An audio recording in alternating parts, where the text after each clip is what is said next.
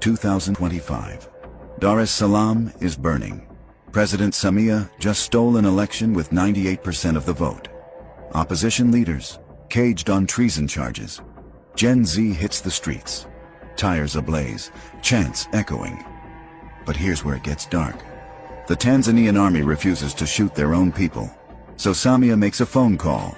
24 hours later, 300 ghosts arrive. No uniforms, no flags, just guns. They speak English, not Swahili. And in 72 hours, 700 people are dead. Who are these men? Where do they come from? And why does every dictator in Africa have their number on speed dial? I'm pulling back the curtain on Africa's most profitable export.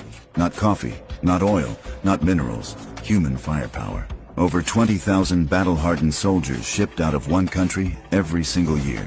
Guarding embassies in Baghdad, hunting rebels in Mogadishu, crushing protests from Nairobi to Bamako. This is the mercenary pipeline no one talks about. The shadow army propping up regimes when their own troops say no. Bloomberg documented it. Human Rights Watch verified it. The UN knows about it but won't stop it. And it all flows from one place, Uganda. Today, I'm breaking down the entire machine. The bosses, the money, the blood trail, and why what happened in Tanzania is just the beginning. Let's go. Rewind to 1986. Yoweri Museveni's guerrilla army storms Kampala. They've just overthrown one of Africa's bloodiest dictators. Idi Amin left 300,000 corpses in his wake. Museveni promises a new Uganda. Democracy, stability, progress. Fast forward 39 years. He's still in power, still president, still in control. But here's the problem he created. Thousands of demobilized fighters flood the streets after victory. Disciplined, English-speaking, battle-tested, no jobs, no future, no way back to civilian life. Uganda's GDP per capita? Barely $1,000. 37 million people scratching by. Then 9/11 happens, and suddenly, the global war machine needs bodies. Cheap bodies, expendable bodies, bodies that won't make American headlines when they die. Enter the private military contractors. They see gold in Uganda's poverty. Trained soldiers who'll work for $800 a month. No unions, no protests, no questions asked. By 2003, the pipeline opens. SOC LLC, a U.S. defense giant, starts recruiting.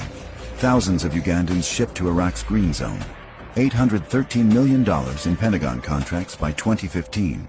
They're labeled third country nationals, cheaper than Americans, tougher than Filipinos, invisible when convenient. And that's when the real kingpin emerges. The machine.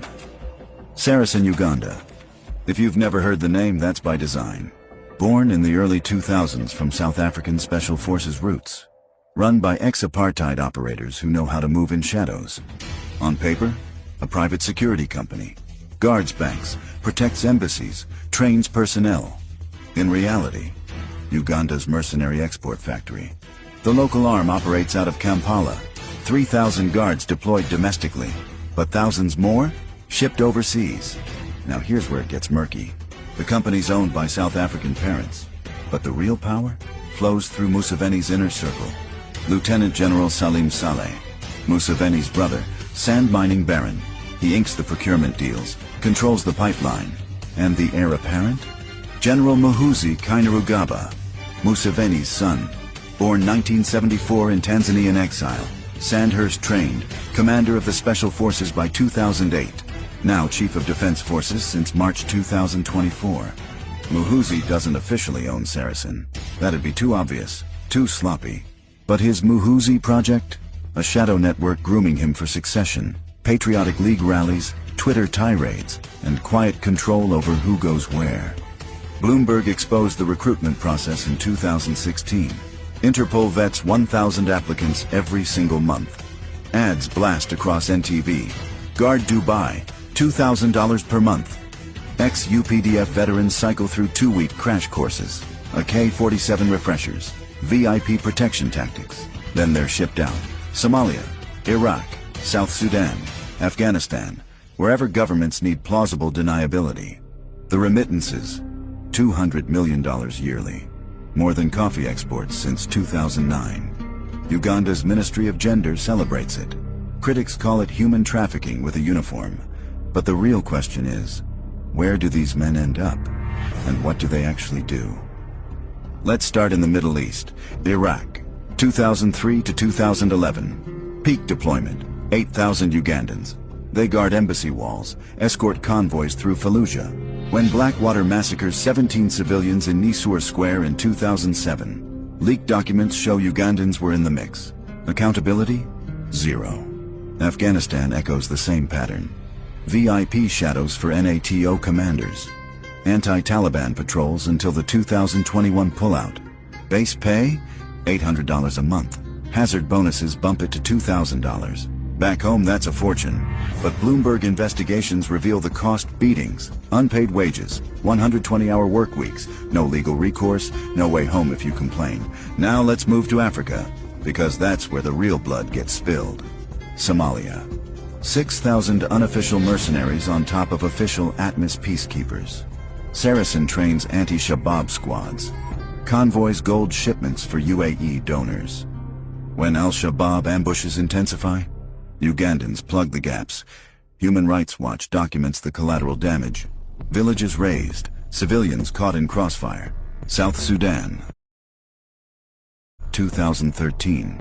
Civil war erupts along Dinka-Nuer ethnic lines. President Salva Kiir's own army starts defecting. Museveni airlifts 5,000 advisors.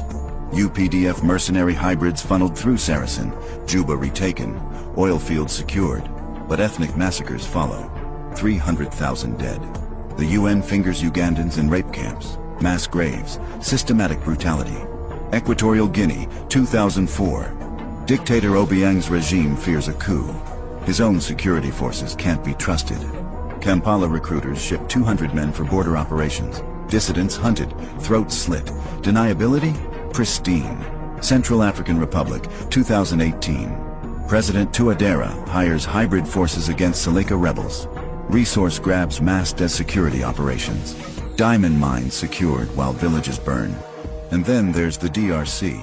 Museveni's been playing the long game here since 1996, when he helped Tutsi rebels topple Mobutu. Fast forward to 2025.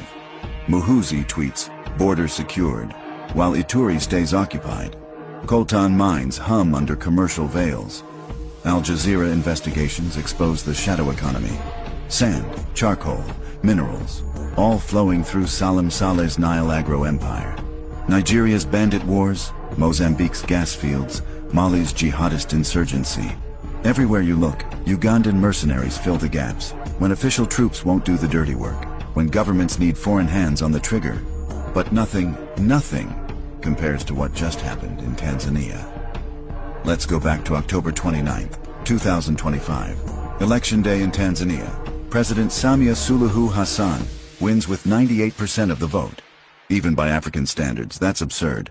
Opposition leader Tundu Lissu, locked up on treason charges since spring.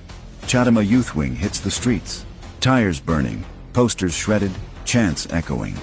This is mainland fury. See, Tanzania's union has an unwritten rule since 1964. Presidents from the vast mainland, Tanganyika. Vice presidents from the Spice Islands, Zanzibar, Nyerere, Mwinyi, Kikwete. All mainland stock. But Samia, born in Zanzibar, she inherited power when President Magufuli died suddenly in 2021. To Dar es Salaam's dock workers and Dodoma's farmers, this feels like colonization. Zanzibar's elite loot our ports while we scrape by on $2 a day. COVID gutted tourism. Inflation devours wages. Abductions hit 83 since Samia took oath. Freedom House labels Tanzania not free. Gen Z, TikTok fueled, Kenya inspired, channels 2024's rage. Hashtag Samia must go trends. Barricades rise. By dawn, October 30th, curfews slam down. Internet blackouts. Army Chief Jacob Mukunda brands them criminals. But here's where everything changes. The Tanzanian Defense Forces, Jeshi la Ulinzi, refuse shoot-to-kill orders. Videos flood X. Soldiers sipping tea with protesters. Chanting, Haki Yetu, our rights. Defiance ripples through the ranks. Ethnic ties bind soldiers to the crowds. Samia's in crisis mode. Her own military won't fire on citizens. So she picks up the phone. Calls Kampala. Within 24 hours, Lieutenant Colonel Nsaju's crew, 300 strong, slips across Lake Victoria. No UPDF uniforms, no flags, unmarked ghosts in civilian clothes. $1,500 per man for 90 days of repression work. They fan out across Dar es Salaam. Morogoro checkpoints. English commands pierce the Swahili streets. Freeze! Down! Locals immediately notice. Hawa ni wa Uganda. Hawatambui Kiswahili. These are Ugandans. They don't understand Swahili. Viral clips spread. A mercenary fumbling to haggle for mandazi. Fried dough. Exposed mid-raid because he can't speak the language. In 72 hours, opposition groups tally 700 dead. The UN verifies 500 through gunfire and tear gas hell in Shinyanga. Human Rights Watch logs mass graves.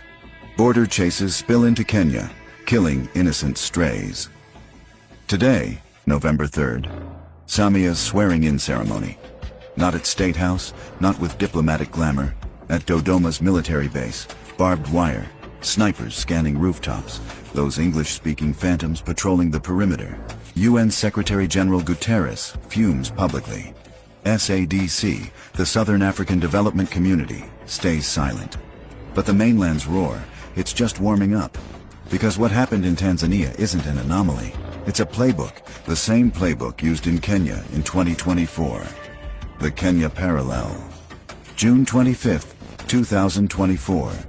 Kenya erupts over IMF-mandated tax hikes. Finance bill jacks up prices on bread, sanitary pads, fuel. Gen Z storms parliament. The Kenya Defense Forces hesitate. Military oaths bind them to protect citizens, not shoot them. So shadows roll in. Saracen operatives. English barks amid Sheng Street slang. Kenya National Commission on Human Rights documents the aftermath. 39 dead. 600 shot. Rex Masai live streams his own death. Bullet mid-vlog. Eric Shieni? Hooded, abducted, tortured. President Ruto bins the finance bill on June 26th. But the rage doesn't stop. Abductions hit 82 by December 2024. Sound familiar? It's the same pattern.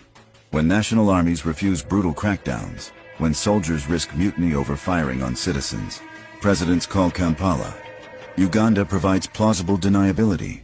Foreign contractors, no direct government involvement, no local soldiers with blood on their hands. And Museveni?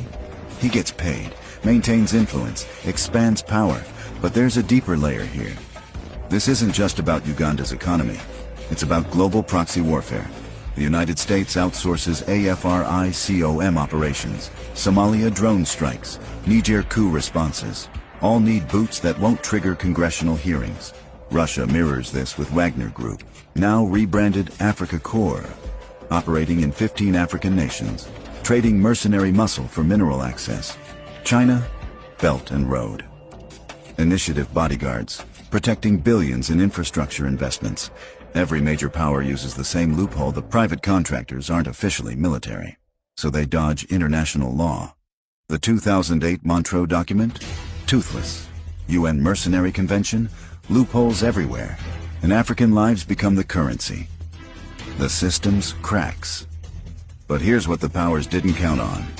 Gen Z isn't playing by the old rules. In Kenya, they organized without leaders, used encrypted apps, live-streamed everything, made martyrs go viral before the bodies went cold. In Tanzania, they're doing the same. Every Ugandan merc exposed online becomes proof. Every leaked video chips away at deniability. Bobi Wine, Uganda's opposition leader, watches closely. Protests are brewing in Kampala too, because Ugandans are starting to ask, why are our brothers dying overseas for pennies while Museveni's family gets rich? The International Criminal Court circles Muhuzi, torture proxies, abduction networks, resource theft. Interpol has the recruitment data. Bloomberg has the money trail. Human Rights Watch has the body count. The machine still grinds. 20,000 deployed. Economies juiced. Regimes propped. But the line is fraying. Kenyan youth proved militaries can be shamed into hesitation. Tanzanian soldiers showed ethnic bonds matter more than orders. Each deployment now risks exposure. Each video risks sparking the next uprising. Samia's swearing in behind barbed wire isn't strength. It's fear. And fear is contagious. When leaders need foreign guns to hold power against their own people, the legitimacy is already gone. You're just counting down to collapse. So where does this end? 3 scenarios. 1. The machine keeps grinding. More protests, more calls to Kampala, more massacres. Regional powers stay silent because they might need the same service tomorrow. 2. The ICC actually acts. Muhoozi gets indicted. Saracen operations exposed in international court. The pipeline shuts down, not from morality, but from legal liability. 3. The youth movements win. Kenya redux spreads. Tanzania explodes. Uganda follows. Soldiers across the continent refuse to be the hammer against their own people. I'm watching for one signal. The day a Ugandan mercenary unit mutinies, refuses orders, turns around, films it and uploads. That's when the machine breaks, because mercenaries only work when they're invisible and obedient. The second they become human again, the second they choose solidarity over paychecks, game over. Until then, this is the reality. African blood buys Western deniability, Russian reach, Chinese ports. When armies defy, presidents dial Kampala. And the cost? Sovereignty bleeds out one deployment at a time. But the youth are watching, recording, organizing, remembering. What happened in Dar es Salaam isn't staying in Tanzania. What happened in Nairobi echoes in Kampala. The shadows are moving, but so is the light. Drop a comment. Do you think the Ugandan mercenary pipeline will collapse from internal pressure or international intervention? Hit subscribe. Next video, I'm exposing Muhoozi's full ledger. Every deal, every massacre, every dollar. And if you're in East Africa right now, stay sharp, stay safe, stay loud, because silence is how they win, and we're done being silent.